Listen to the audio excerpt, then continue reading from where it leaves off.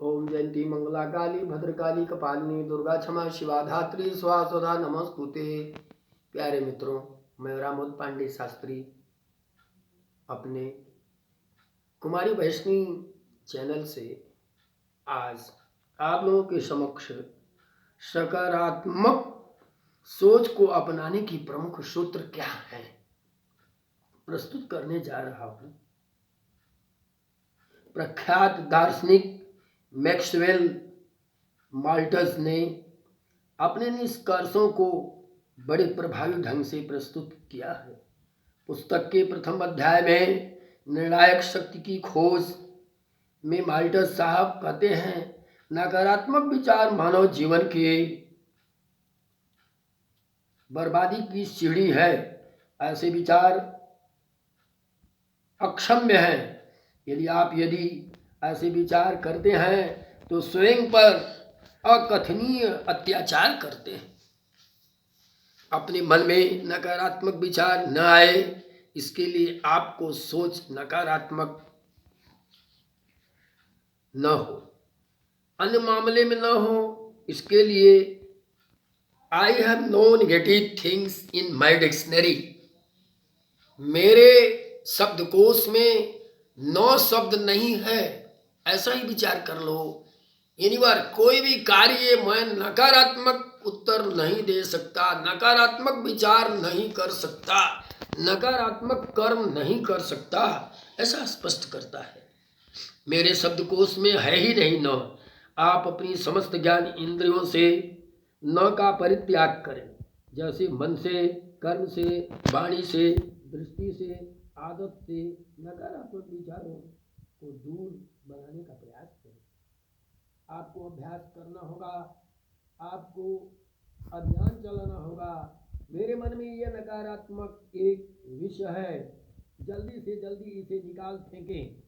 एक बार आप दृढ़ निश्चय कर लें कि मेरे पास नकारात्मक विचार आएगा ही नहीं, न आएगा तो फिर क्या, आनंद आ जाएगा। आप अपने जीवन के प्रबल शत्रु को खदेड़ दें। आराम से सकारात्मक सोच विचार, सकारात्मक कथन, सकारात्मक कार्य, सकारात्मक बोलने की संगति आपके जीवन में 4 चांद लगा देंगी। मनुष्य स्वयं ही अपने जीवन को अपनी प्रगति हेतु कष्ट एवं कठिनाइयों में डालता है। अतः आप जब कठिन कार्य को चुने तो घबराएं नहीं, अपितु अपने कार्य जिम्मेदारी से निर्वहन करें। सफलता कष्टप्रद मार्ग पर चलने से ही मिलती है। ये बात आपको अवश्य याद रखना चाहिए।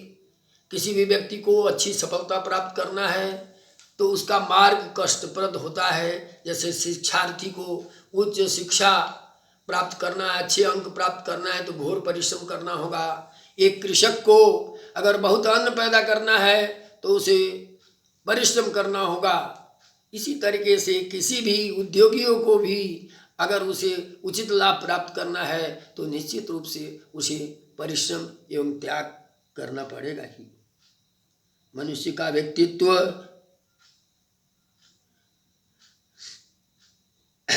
व्यक्तित्व इस बात पर निर्भर करता है कि वह संसार को किस तरह से देख सकता है और उसे समायोजन किया करता है। हमारे विचार एवं मान्यताएं बहुमूल्य संपत्ति है। समझिए आप कि आपके विचार एवं मान्यताएं एक बहुमूल्य संपत्ति हैं। इस संपत्ति में जरा भी कोई डिस्टर्ब हुआ तो निश्चित रूप से संपत्ति आपकी छीन होगी और आपके लायक नहीं रह जाएगी। अनिश्चित संसार में सुरक्षा।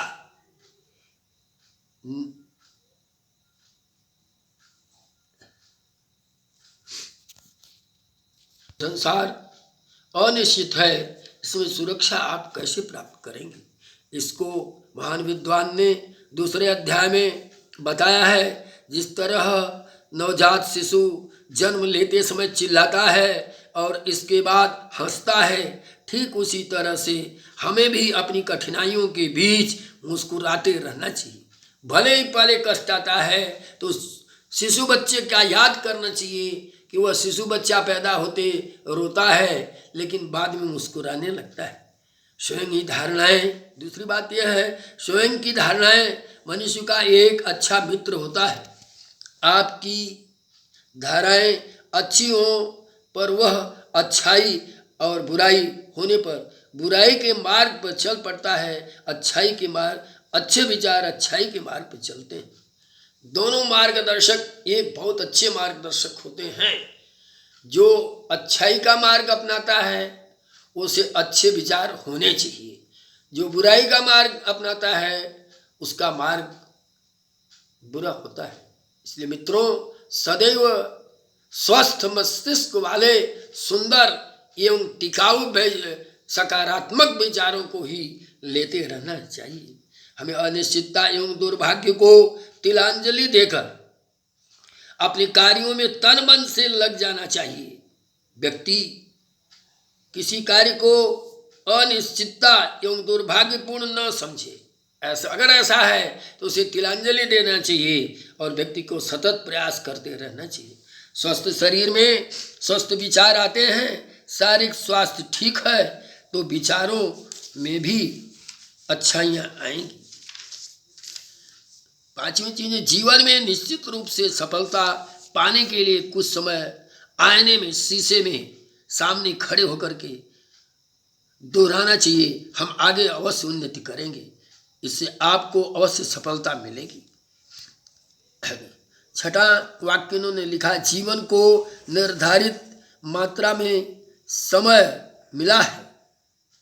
आपको ये मालूम है ये जीवन अति लघु है, एक निर्धारित मात्रा है, इसकी समय का बहुत ही निर्धारित समय है, अतः इसका सदुपयोग करना चाहिए। आप शायद जानते होंगे, time and tide wait for none, समय और ज्वार भाटा कभी भी किसी की प्रतीक्षा नहीं करता है। आपके जीवन के जो क्षण बीत जाते हैं निश्चित रूप से वह पुनः नहीं आने वाले हैं। आपके जीवन का एक क्षण बिना किसी कार्य के, बिना किसी सत्कर्म के, बिना किसी सदुपयोग के बीत गया, सोच लीजिए आपने कितना बड़ा अपना घाटा कर दिया। तीसरा अध्याय में इन्होंने जीवन की क्रियाकलापों की शक्ति के बारे में स्पष्ट किया है। उसने बताया है कि रचनात्मक या निर्माणात्मक कार्य जीवन का सबसे उत्तम कार्य है। आपके जीवन में निर्माण कार्य और रचना का कार्य अत्यंत उत्तम है, सर्वोत्तम। वह संपदा एवं रूपे से भी कीमती है।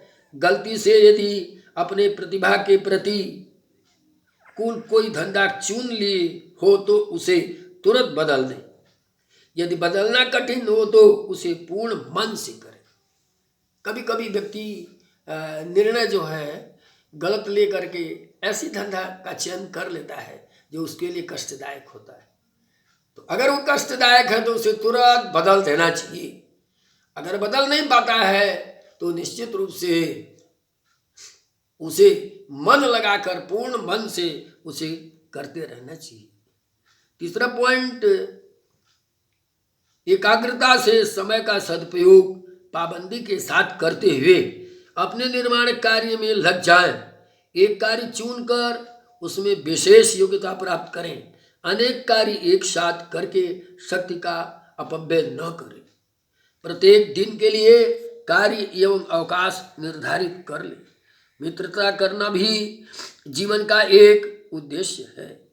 लोगों द्वारा अपमानित होने पर भी नए नए ढंग से मित्रता बढ़ानी चाहिए। छठा पॉइंट इसने बोला, निरंतर उन्नति के दो प्रमुख आयाम हैं। जीवन के प्रत्येक दिन के लिए लक्ष्य निर्धारण करें। लक्ष्य निर्धारण अगर आप नहीं करते हैं तो आपके जीवन का उद्देश्य क्या है ये नहीं है तो आप उसका क्रियान्वयन नहीं कर पाएंगे। अपनी उन्नति एवं अवनति, निरंतर उन्नति के दो प्रमुख आयाम, जीवन के प्रत्येक दिन के लिए लक्ष्य निर्धारण करें। जीवन से कभी भागे नहीं। पलायनवादी धारा आपकी नहीं होना चाहिए। जीवन का लक्ष्य हो और पलायनवादी धारा आपकी न हो। जीवन में सफलता आपको उत्तरोत्तर मिलेगी। लक्ष्य को निर्धारित किया, क्रियान्वयन किया और पलायनवादी धारा अगर आप में नहीं है, क्योंकि अनेक कष्ट आने पर व्यक्ति कार्य को छोड़कर चल देता है, ऐसा आपकी भावनाएं नहीं होनी चाहिए। आपकी सोच आपकी निर्माता है। अपनी उन्नति एवं अवनति के जिम्मेदार आप स्वयं हैं। अधिक उम्र में कार्य बाधक नहीं होता है। आवश्यकता मात्र कार्य करने की भावना बनाए रखने की है। बुढ़े लोग क्या कोई काम नहीं कर पाएंगे? ऐसा नहीं। वो उनकी भावनाएं, कार्य करने की क्षमता, उनकी भावनाएं, उनकी जिम्मेदारी, ये उस कार्य को पूर्ण करने के लिए सफल होता है। 9वीं पॉइंट इन्होंने दिया, स्वधारणा कमजोर न करें। व्यक्ति को अपनी धारणाओं को कमजोर नहीं करना चाहिए, अन्यथा दूसरों की सत्यता पर विश्वास नहीं जमता है और जीवन निरर्थक व्यर्थ का चला जाता है। जॉर्ज बर्नार्ड शॉ ने अपने पाठकों से अपनी आत्मा को स्वच्छ एवं पवित्र बनाए रखने हेतु कहा था। उनके अनुसार आत्मा मानव जीवन की खिड़की की तरह है, जिसमें से पूरे जीवन को देख सकते हैं। भौतिक वस्तुओं का चिंतन जो नाशवान है त्याग करके व्यक्ति को आत्मचिंतन करना चाहिए। आत्मचिंतन से आत्मबल बढ़ता है। आत्मबल बढ़ने से व्यक्ति का जीवन आनंदमय होता है। अगली पॉइंट उन्होंने दिया, लगातार चलने और जीवन का आनंद लेने वाले व्यक्ति कम समय में ही अधिक दिन जीने वाले से भी अधिक जीते हैं। जब तक जिए जीवट बनाए रखें। अगर आपके जीवन में जीवट नहीं है तो निश्चित रूप से आप निंदनीय होंगे। अपने हृदय से भय एवं नकारात्मक विचारों का निकाल फेंके। उन मित्रों को त्याग दें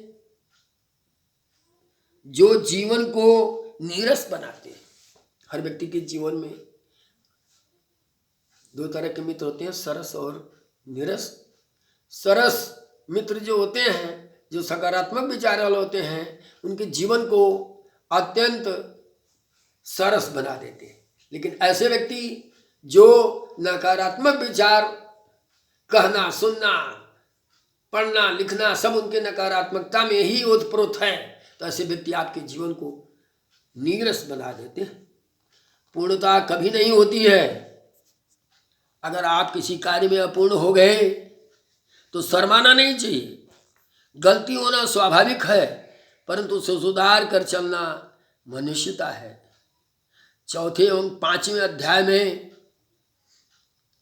आपने व्यक्त किया, गतिशील जीवन अभी प्रारंभ होता है। उसने कहा, हमें यह विचारना चाहिए कि आज का दिन अपना दिन है। कल की गलतियों को उसी तरह भूल जाएं जैसे कि पहले शिशु पैदा होता है, कालांतर में वही जवान और बूढ़ा हो जाता है। संभवतः आप बहुत अच्छा से समझे होंगे। आज आप अपनी की हुई गलतियों को इस तरीके से भूल जाइए जैसे कि एक शिशु पहले बालक होता है, फिर जवान होता है, फिर बूढ़ा हो जाता है। अपने आप को तुच्छ न समझे। व्यक्ति को अपने हे ग्रंथियों से अपने को नहीं देखना चाहिए, अपने को तुच्छ नहीं समझना चाहिए और न निराश होना चाहिए। जीवन की तुच्छता और निराशता व्यक्ति को असफल करती है। यदि आपको पूर्णता नहीं मिलती है तो कर्मशील बनने रहना सीखें। जीवन बनाए रखें, बाधाओं से डरे नहीं वरन उससे लड़ें। अपने आप को और अपनी शक्ति को पहचान कर कार्यशील बने रहें। जीवन में जीवन की तैयारी कर लें, पर जीवन भर कार्य करने के लिए लगन बनी रहती है। सुखमय जीवन के लिए कुविचारों से लड़ना प्रारंभ करने का समय अभी ही है। मित्रों, वास्तव में व्यक्ति को के मन में जो कुविचार है उसे लड़ करके भगाना, खदेड़ना, ये इसी समय उसका समय है। मनुष्य ईश्वर का वरिष्ठ राजकुमार है। सोचिए, हमारे चिंतक बोलते हैं कि मनुष्य इस ईश्वर का, प्रकृति सत्ता का एक वरिष्ठ राजकुमार है। उसे जीने, हंसने एवं प्रेम करने की पूर्ण स्वतंत्रता होती है। पिछली बातों को भूलकर आज ही सत्कर्मों में लग जाएं और अनुभव करें कि आपको इससे सुख मिल रहा है। पुस्तक के 6ठे अध्याय में निर्माणात्मक जीवन के लिए सफलता के लक्ष्य निर्धारित किए। उसने कहा, अपने आप को स्वयं प्रेरणा दें, स्वयं आप अपने के लिए प्रेरणाप्रद बन जाएं, अपनी उन्नति हेतु स्वयं मार्ग बनाए, उसे मजबूत करें और अपनी जीवन की गाड़ी चलाएं। लक्ष्य ही जीवन है, मनुष्य का लक्ष्य ही जीवन है, उसकी पूर्ति ही दिनचर्या है। आप सोचिए, आपने लक्ष्य बना लिया तो आपका जो लक्ष्य है वही दिन में जो इस लक्ष्य के सापेक्ष में क्रियाएं करते हैं वही आपकी दिनचर्या है। अपने भाग्य को बदलने का सही उपाय क्या है? अंतिम तीसरे पॉइंट में उन्होंने स्पष्ट किया, नकारात्मक भावनाओं एवं विचारों का त्याग और भूतकाल में मिली हुई अच्छाइयों की याद करना चाहिए। चौथी पॉइंट दिया, विश्वास रखें कि दूसरे लोग अपनी असफलताएं नहीं भूल सकते, परंतु आप अवश्य भूल सकते हैं। आप अपनी सफलताओं को याद करो, असफलताओं को त्याग करो, क्योंकि असफलता आपकी नहीं रही, इसलिए वह आपसे दूर गई, और सफलताएं आपकी हैं, इसलिए वह आपके इर्द गिर्द चलती रहती हैं। पांचवी पॉइंट, निर्णयात्मक या रचनात्मक जीवन अर्थ उत्पादक लक्ष्य पर ध्यान देना है, जैसे दिशा ज्ञान, समझदारी, आत्मविश्वास आदि। छठा पॉइंट रहा उसका, सफलता और आत्म प्रताड़ना दोनों परस्पर मित्र नहीं वरन शत्रु हैं। जैसे आप किसी कार्य में सफल हो और आत्म प्रताड़ना भी दें, ये दोनों एक साथ नहीं हो पाता है। सफलता हो, आत्म प्रताड़ना, ये दोनों परस्पर एक दूसरे के शत्रु हैं, दोनों कभी भी एक साथ नहीं चल सकते। प्रतिदिन सुबह उठते ही यह दोहराएं कि आज अपने साथ व अन्यों के साथ मानवतापूर्ण व्यवहार करेंगे। हमारा लक्ष्य होना चाहिए अधिक जीवन, अधिक आनंद, अधिक निर्माण। ये आपके जीवन के उच्च आयाम के लक्ष्य होने चाहिए। प्यारे मित्रों, वास्तव में आपकी नेगेटिविटी, जो मानसिकता नकारात्मक है, उसको सकारात्मक बनाने के लिए महान विद्वान ने जो स्पष्ट किया, अंत में ये निचोड़ मिलता है कि व्यक्ति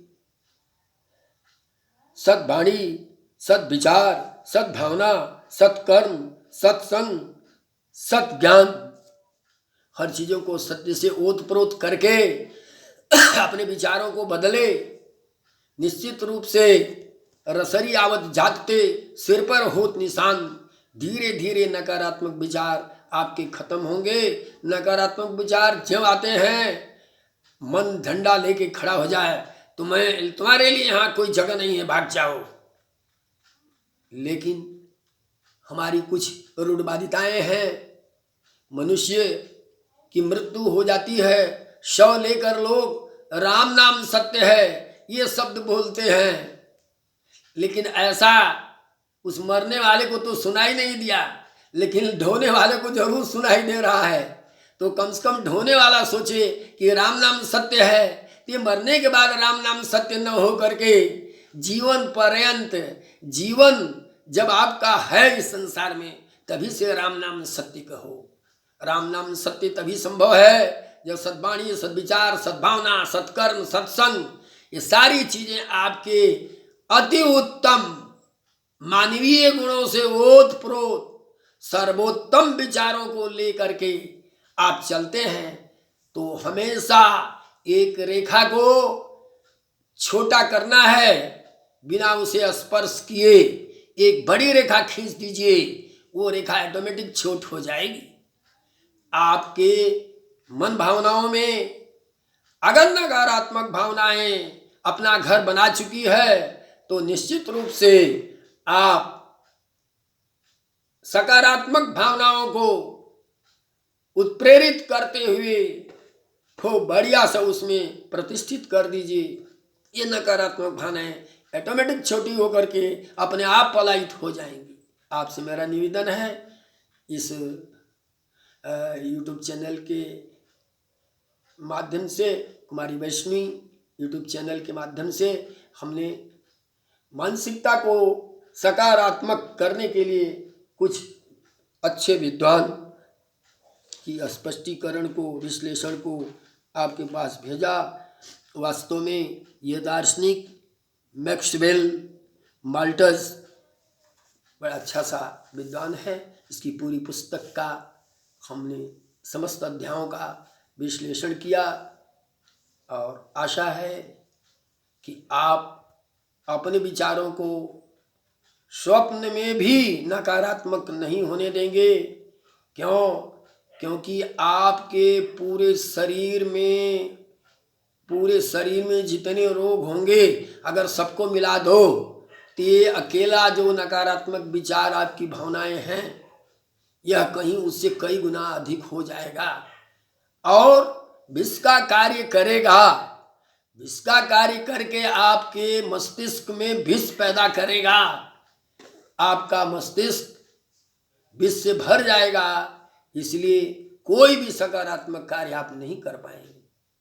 एक तरह से ये आत्मघात है, इसलिए ऐसे घाती भावनाओं को तुरंत फटकारिए, तुरंत भगाइए।